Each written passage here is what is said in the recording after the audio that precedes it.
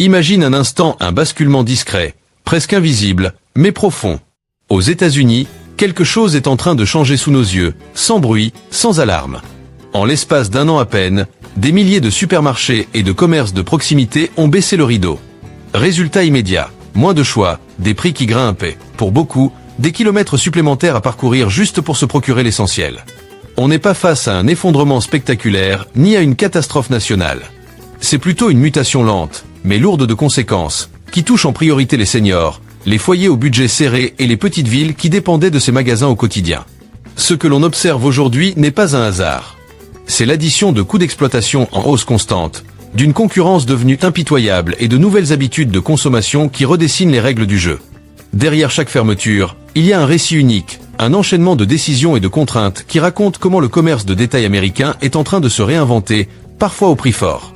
Dans cette vidéo, on va passer en revue 10 chaînes de supermarchés récemment frappées par la faillite, et surtout décortiquer les vraies raisons de leur chute. L'objectif n'est pas de faire peur ni de pointer du doigt, mais de comprendre, avec recul, ce qui se passe et ce que ce nouveau paysage nous apprend.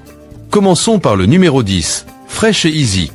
Lorsqu'une marque puissante débarque sur un nouveau marché en pensant avoir toutes les réponses, la réalité finit souvent par la rattraper.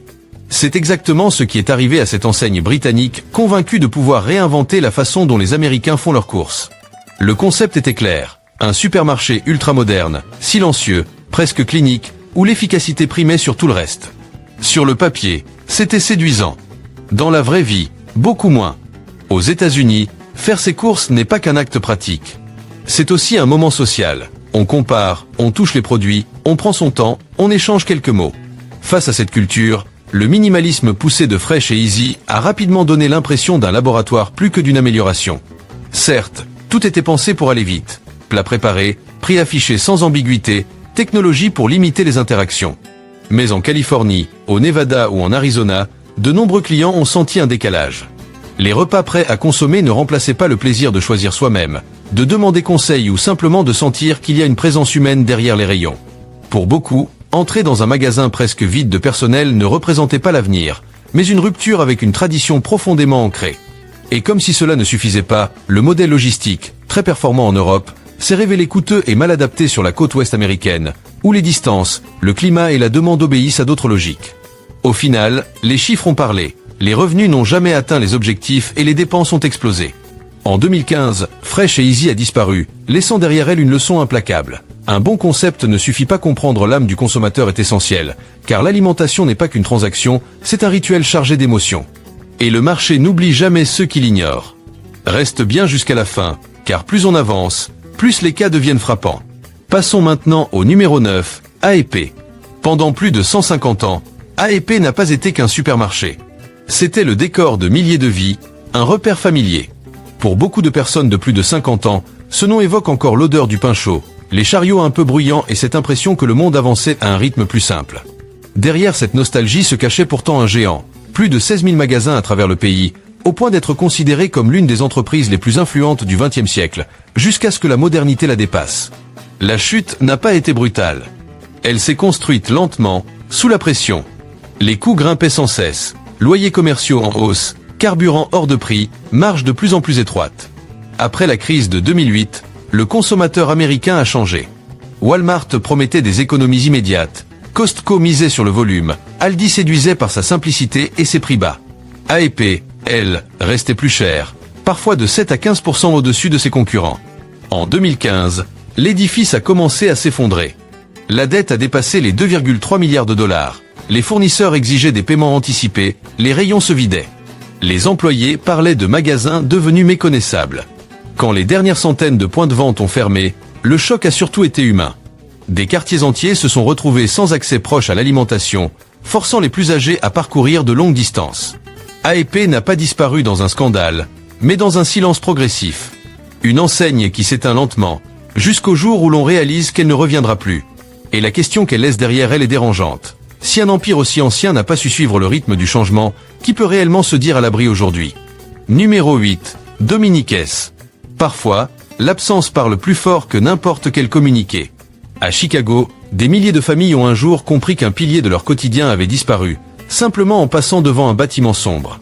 Pour ceux qui ont grandi entre les années 70 et 90, ces magasins faisaient partie de la vie. Les longues allées, l'odeur du pain, les discussions improvisées avec des voisins.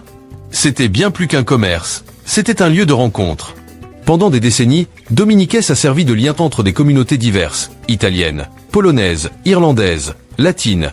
Chacun y retrouvait des produits, des saveurs et un sentiment d'appartenance. Plus de 100 magasins formaient un tissu culturel solide. Mais à la fin des années 90, lorsqu'une grande entreprise a racheté la chaîne pour la standardiser, l'équilibre s'est fissuré. Moins de produits locaux, moins de personnel, une identité diluée. Peu à peu, l'âme s'est éteinte. Les parkings se sont vidés, les allées sont devenues silencieuses. En quelques années, une tradition presque centenaire s'est évanouie. Ce que beaucoup ont perdu ce jour-là, ce n'était pas qu'un supermarché, mais un fragment de l'identité du quartier, avec ses souvenirs et ses habitudes. Numéro 7. Family Dollar. Certaines enseignes tombent à cause de mauvais choix financiers. D'autres à cause d'une concurrence féroce. Pour Family Dollar, l'histoire est presque irréelle. En 2022, une inspection fédérale a révélé des conditions sanitaires catastrophiques dans un centre de distribution de l'Arkansas. Infestation de rongeurs, contamination, négligence accumulée sur des années. La décision a été immédiate. Plus de 400 magasins fermés. Un choc historique pour une chaîne de discount. Mais ce scandale n'a fait que mettre en lumière des problèmes déjà bien installés. Coûts en hausse, logistique défaillante, concurrence agressive. Quelques mois plus tard, près de 400 autres magasins ont fermé à leur tour. Et pour des millions de familles modestes, la perte a été immense. Family Dollar n'était pas un simple point de vente. C'était un filet de sécurité, un endroit où l'on pouvait étirer un budget, acheter des médicaments abordables ou trouver l'essentiel dans des zones sans grande surface. Quand ces magasins ont disparu, ce sont des communautés entières qui se sont retrouvées isolées. Ce n'était pas une crise de clientèle, mais une crise qui a frappé directement ceux qui avaient le moins d'options. Alors la question mérite d'être posée, surtout dans les quartiers où Family Dollar et Dollar Général coexistent. Laquelle de ces enseignes sert réellement le mieux la communauté? Ton expérience, ton vécu, valent parfois bien plus que n'importe quel titre national. Et reste bien jusqu'à la dernière seconde, parce que le supermarché qui arrive en tête de ce classement risque de te surprendre. On continue avec le supermarché numéro 6, Marsh. Pendant des années, dans de nombreuses villes de l'Indiana et de l'Ohio, Marsh n'était pas simplement un endroit où acheter du pain ou du lait. C'était un lieu de vie. On s'y saluait le matin, les jeunes y décrochaient leur premier emploi, et les familles perpétuaient des habitudes transmises de génération en génération. Marsh, c'était ce genre de commerce si ancré dans le quotidien qu'on oublie presque à quel point il est essentiel. Mais cette proximité a commencé à se fissurer lorsque l'enseigne est passée sous le contrôle de nouveaux dirigeants qui ne voyaient plus qu'une suite de chiffres et de graphiques. Progressivement, les coupes budgétaires ont transformé l'expérience. Moins de caissiers, des produits frais remplacés par des options moins chères, des fournisseurs changés sans ménagement, et la disparition de ces petites attentions qui faisaient se sentir respecter les clients fidèles, notamment les plus âgés. L'atmosphère chaleureuse s'est éteinte, et avec elle, la confiance. Les magasins se sont peu à peu vidés. Les allées sont devenues silencieuses, les rayons ont perdu leur éclat, et les communautés ont vu disparaître un lieu auquel elles étaient profondément attachées. Les ventes ont chuté, les dettes se sont accumulées, et en 2017, Marsh a fini par faire faillite. Des magasins fermés, des employés laissés sans réponse. Ce n'était pas un effondrement soudain, mais la conséquence directe d'un fossé grandissant entre ceux qui dirigeaient l'entreprise et ceux qui la faisaient vivre. Si tu as déjà connu la fermeture d'un Marsh, raconte-le en commentaire. Ton témoignage aide à comprendre à quel point un supermarché peut représenter bien plus qu'un simple commerce. Place maintenant au supermarché numéro 5, Jitney Jungle.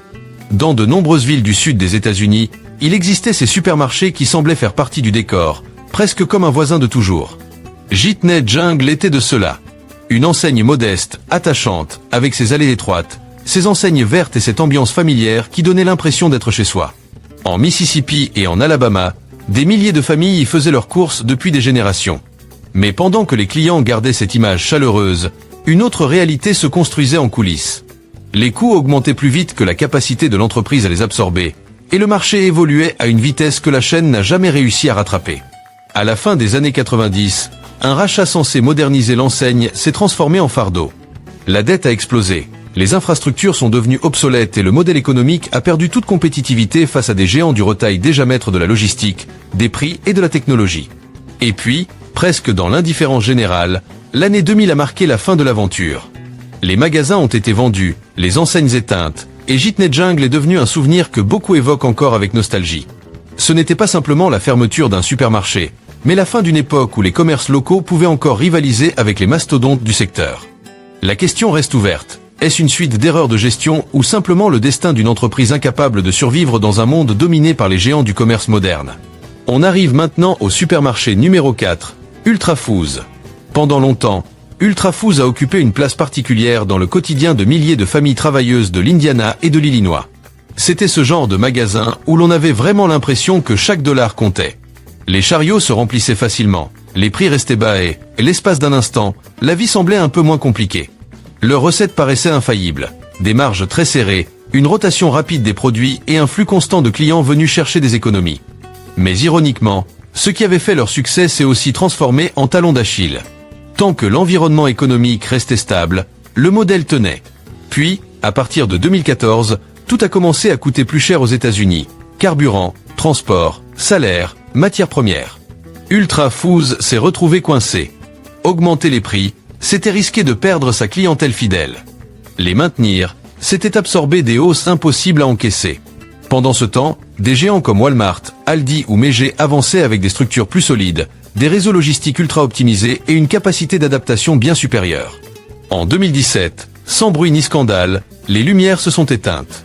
Ultra Foods a disparu discrètement, laissant derrière elle un constat dérangeant. Même les enseignes les plus appréciées peuvent tomber lorsque les coûts progressent plus vite que leur capacité à évoluer. Et dans un contexte d'inflation durable, une question s'impose. Quel modèle de supermarché peut réellement survivre aujourd'hui? Les mégacentres, les discountés extrêmes ou une formule encore inconnue? Accroche-toi, car les trois suivants vont encore plus te surprendre. Passons au supermarché numéro 3, Carter's Foods. Dans certaines villes paisibles du Michigan, Carter's Foods n'était pas simplement un endroit où faire ses courses. C'était un véritable point de rencontre. On entrait pour acheter du pain et on ressortait avec des nouvelles du voisinage, une idée de recette et ce sentiment rare d'appartenir à une communauté où tout le monde se connaît. Pendant des décennies, ces magasins ont soutenu la vie quotidienne du Midwest, dans des régions où la confiance entre voisins compte autant que la météo. Mais cet équilibre fragile a commencé à vaciller lorsque le marché a évolué plus vite que l'enseigne ne pouvait suivre. D'abord, la pression des prix bas s'est imposée comme une vague impossible à arrêter. De grandes chaînes ont débarqué avec des opérations massives, une logistique ultra performante et une puissance financière hors de portée. Pour les consommateurs, c'était synonyme d'économies immédiates. Pour Carter's, c'était une lutte permanente, chaque dollar gagné devenant un combat. Le coût final est arrivé avec la multiplication des hypermarchés, capables de proposer sous un même toit alimentation, pharmacie, vêtements et produits du quotidien. Pour une chaîne régionale, rivaliser avec une telle échelle relevait de l'impossible. Lorsque Carter's a disparu, le vide a été bien réel. Des personnes âgées contraintes de parcourir plus de distance, des familles privées d'une option abordable et des communautés qui ont perdu un lieu profondément ancré dans leur identité. Aujourd'hui encore, beaucoup se demandent si Carter's aurait pu survivre dans un marché moins dominé par les géants, ou si sa fin était inévitable. On arrive maintenant au supermarché numéro 2, Walgreens. Pendant des décennies, Walgreens a été bien plus qu'une simple pharmacie. Pour des millions d'Américains, surtout dans les quartiers urbains et les petites villes, c'était un repère du quotidien. On y allait pour des médicaments, bien sûr, mais aussi pour des produits de base, des articles de dépannage, parfois même pour discuter quelques minutes avec un employé que l'on connaissait depuis des années. Walgreens faisait partie du décor, presque invisible tant sa présence semblait acquise. Mais cette stabilité apparente cachait une fragilité grandissante. Alors que le marché évoluait rapidement, Walgreens est resté coincé entre deux mondes. D'un côté, les géants du retail capables de vendre moins cher grâce à des volumes colossaux. De l'autre, les pharmacies en ligne et les services de livraison qui promettaient rapidité et simplicité. Pris en étau, le modèle traditionnel de Walgreens a commencé à montrer ses limites. Les coûts d'exploitation ont explosé, loyers élevés dans les centres-villes, hausse des salaires, sécurité renforcée face à l'augmentation des vols et marge de plus en plus faible sur les médicaments. En parallèle, les clients modifiaient leurs habitudes, achetant davantage en ligne ou regroupant leurs achats dans de grands supercentres. Résultat, de nombreux magasins sont devenus difficiles à rentabiliser. À partir de 2023, la direction a commencé à fermer des centaines de points de vente jugés non stratégiques. Officiellement, il s'agissait d'une réorganisation. Sur le terrain, c'était souvent vécu comme un abandon. Des quartiers entiers ont perdu leur pharmacie de proximité. Des personnes âgées, des malades chroniques et des familles sans moyens de transport se sont retrouvés contraints de parcourir plus de distance simplement pour accéder à leur traitement. Walgreens ne s'est pas effondré par manque de clients, mais par incapacité à faire évoluer assez vite un modèle pensé pour un autre temps. Et cela soulève une question essentielle. Dans une société qui vieillit et qui dépend toujours plus des soins de proximité, Peut-on vraiment se permettre de transformer les pharmacies en simples lignes comptables? Si Walgreens a fermé près de chez toi, ton témoignage compte. Parce qu'au-delà des chiffres, ces fermetures racontent une réalité bien plus humaine. Et maintenant, accroche-toi, car le numéro 1 va encore plus loin dans cette transformation silencieuse que peu de gens voient venir. Numéro 1, Walmart. On associe souvent Walmart à la puissance, à la stabilité, presque à l'idée qu'un tel géant ne peut pas vaciller. Et pourtant, même les mastodontes ne sont pas à l'abri de secousses profondes. Dans le cas de Walmart, il ne s'agit pas d'un effondrement brutal, mais d'une série de signaux faibles qui ont surpris toute l'industrie. En 2022, plusieurs enquêtes et audits internes ont mis en lumière des dysfonctionnements majeurs dans certaines chaînes logistiques et entrepôts régionaux. Des problèmes de conditions sanitaires, de gestion des stocks et de maintenance ont provoqué la fermeture temporaire, puis définitive de centaines de points de vente jugés non rentables ou trop coûteux à remettre aux normes. Pour un groupe habitué à l'expansion continue, le choc a été réel. Voir Walmart fermer massivement des magasins, parfois du jour au lendemain, a marqué un tournant symbolique. Mais ces fermetures n'étaient que la surface du problème. En coulisses, Walmart faisait face à une pression croissante, explosion des coûts de transport, hausse des salaires, inflation sur les produits de base et concurrence de plus en plus agressive, notamment sur le terrain du e-commerce et de la livraison rapide. Maintenir des prix bas tout en absorbant ces hausses devenait un exercice d'équilibriste. Résultat, certaines zones rurales et quartiers moins rentables ont été sacrifiés au nom de l'optimisation. Et c'est là que l'impact humain apparaît. Pour des millions de familles à revenus modestes, Walmart n'était pas qu'un simple supermarché. C'était parfois la seule option accessible pour faire des courses abordables, acheter des médicaments, des vêtements ou des produits essentiels sans parcourir des dizaines de kilomètres. Lorsque ces magasins ont fermé, certaines communautés se sont retrouvées brutalement isolées, avec moins de choix, plus de dépenses et une dépendance accrue à la voiture ou aux achats en ligne. Ce n'est donc pas une crise liée au manque de clients. Walmart en a toujours. C'est une transformation stratégique qui a déplacé le poids de l'ajustement sur les populations qui avaient le moins d'alternatives. Et cela pose une question centrale. Dans un monde où même Walmart ferme des magasins, quel modèle sert réellement les communautés locales sur le long terme? Le gigantisme, la proximité ou un équilibre encore à inventer? Ton expérience, ton ressenti sur Walmart dans ta région peuvent en dire bien plus que n'importe quelle analyse nationale. Et pour conclure, retenons une chose essentielle.